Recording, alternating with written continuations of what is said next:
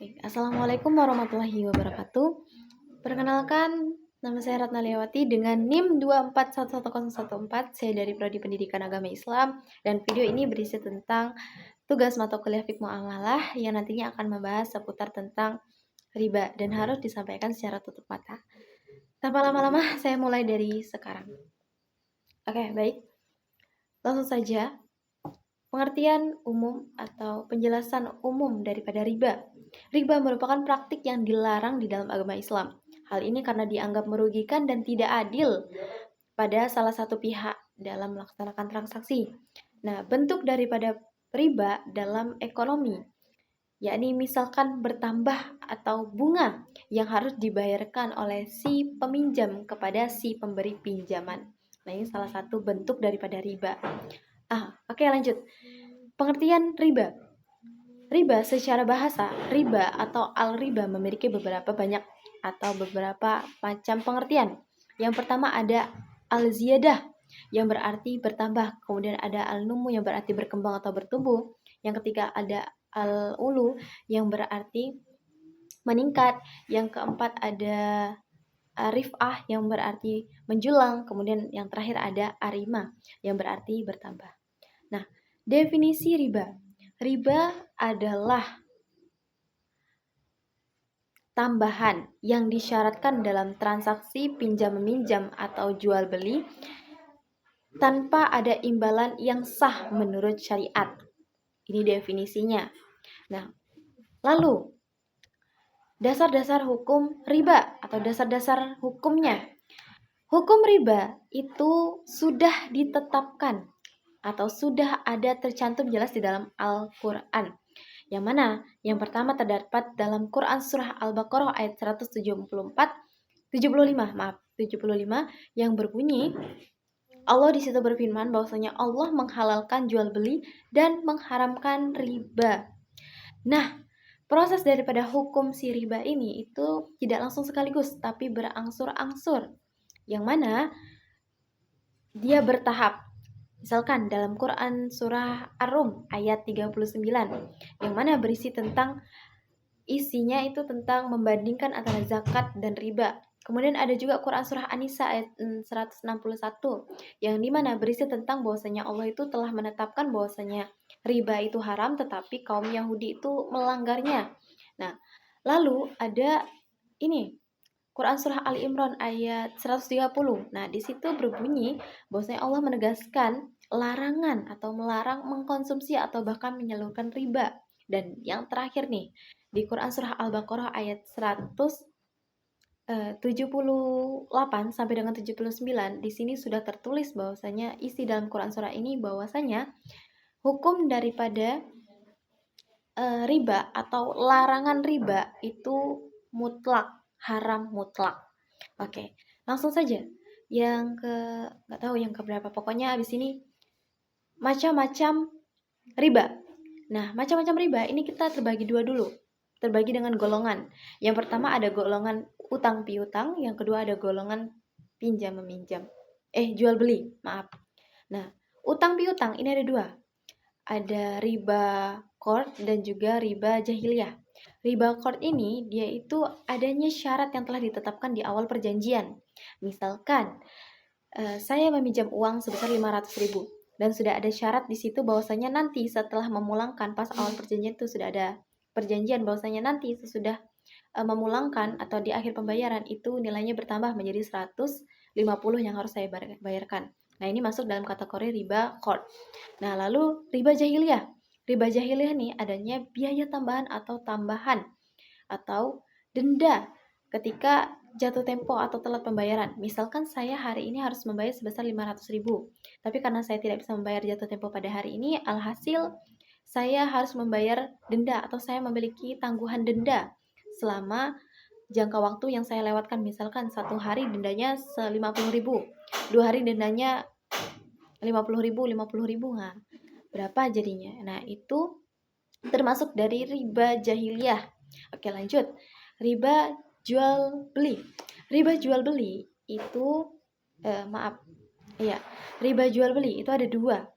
Yang pertama ada riba fard dan juga riba nasi'ah.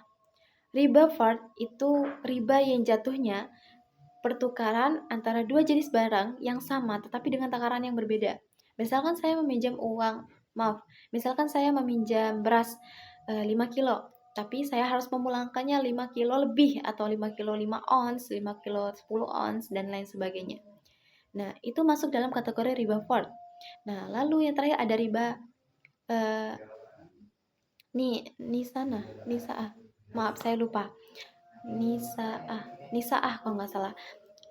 Nah, riba nisaah ini hampir mirip dengan riba jahiliyah.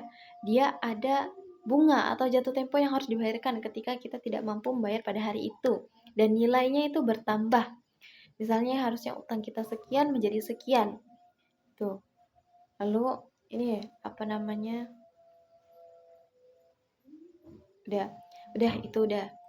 Nah, itu berarti ada 4 macam jenis riba. Ada riba fard, riba qard, riba jahiliyah, dan riba nisaah. Nah, lanjut ke pandangan atau perspektif Islam mengenai riba. Sudah jelas bahwasanya di Al-Quran sudah tercantum perspektif antara riba ini adalah haram mutlak.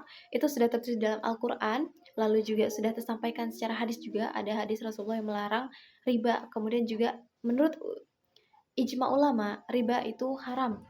Hal ini karena bertentangan dengan muamalah yang dimana muamalah itu prinsipnya adalah adil dan setara. Nah, kemudian riba atau riba dalam masyarakat modern. Riba dalam masyarakat modern ini banyak. Ada yang pertama, mulai dari kredit berbunga, kemudian bunga pinjaman, kemudian bunga bank, kemudian ada denda telat jatuh tempo, dan lain sebagainya. Kemudian dan bukan maaf, riba dalam transaksi perbankan. Nah, kalau bank komersial ada konversi, itu dia yang pertama ada unsur riba di dalamnya. Yang pertama, bunga yang tinggi alias bunga pinjaman, contohnya bunga deposit. Kemudian ada bunga pinjaman, bunga deposit, ada telat bunga pinjaman yang ada telat jatuh temponya. Nah, ini masuk ke dalam riba. Nah, tapi karena itu tadi itu adalah bank komersial. Nah, ada alternatif lain nih, bisa menggunakan bank syariah yang dimana kata Jumhur Ulama itu sudah berdasarkan asas-asas atau dai-dai fikih gitulah pokoknya. Pokoknya alternatifnya kalau nggak mau ke bank komersial ya udah bank syariah aja. Nah, lalu astagfirullahaladzim, aku lupa. Nih, riba dalam praktik kredit. Nah, riba dalam praktik kredit ini ada apabila ketika kita kredit itu kan yang harus kita bayarkan itu lebih besar daripada harga asli si barang karena sudah bercampur dengan bunga. Ini masuk ke dalam kategori riba. Kedua, adanya denda jatuh tempo. Ini masuk ke dalam kategori riba. Nah, ini tidak boleh. Nah, misalnya contoh kredit kendaraan, kredit barang, kredit alat-alat, dan lain sebagainya. Itu masuk dalam kategori riba. Kemudian yang terakhir kalau nggak salah, riba dalam transaksi pinjol atau pinjaman online dan pay letter. Nah, dalam transaksi pinjol atau pay letter beda ya. Kalau pinjol itu ada unsur ribanya, hampir mirip dengan pinjaman bank, yang dimana satu, bunganya tinggi, kedua, adanya denda jatuh tempo, ketiga, adanya pembayaran tambahan atau biaya tambahan. Ini masuk dalam kategori riba. Lalu ada pay letter, payment ya, bukan pay letter kayak nggak tahu aku, pokoknya pay letter gitulah. Nah, kalau pay letter itu ada ribanya. Mengapa? Karena yang pertama, kita kan bisa beli barang duluan tanpa harus membayar, cicilan lah ibaratnya, hampir mirip secara rincinya seperti kredit. Nah, itu ada bunganya dan kita membayar harga barang lebih daripada harga asli si barang karena sudah bercampur dengan bunga. Ditambah ada juga jatuh temponya, denda jatuh tempo. Nah, ini masuk dalam kategori riba. Oke, baiklah. Udah itu aja yang dapat saya sampaikan. terkait dengan materi saya akhiri. Wassalamualaikum warahmatullahi wabarakatuh. Tidak ada catatan, tidak ada, tidak ada. Saja, baiklah, terima kasih. Assalamualaikum warahmatullahi wabarakatuh.